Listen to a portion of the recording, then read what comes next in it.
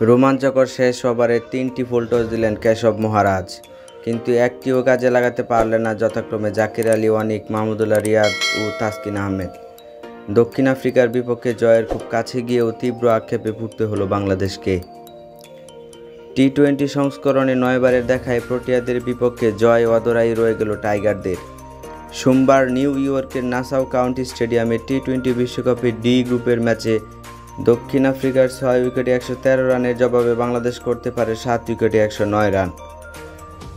কেশব মহারাজের করা শেষ ওভারের তৃতীয় বলে জাকির আলী অনিক ছক্কা মারতে গিয়ে আউট হলেন। রিশাদ হোসেন পরের বল খেলে স্ট্রাইক দিলেন উইকেটে থিতু থাকা মাহমুদুল্লাহ রিয়াদকে। বাংলাদেশের 2 বলে 7 রানের প্রয়োজনের মুহূর্তে লো ফুল টস দিলেন মহারাজ, কিন্তু সীমানা পার করতে পারলেন না মাহমুদুল্লাহ রিয়াদ। ম্যাচের শেষ বলটিও ফুল টস দিয়েছিলেন কেশব মহারাজ, কিন্তু ক্রিজে যাওয়া তাসকিন আহমেদও সেটা কাজে লাগাতে ব্যর্থ হলেন।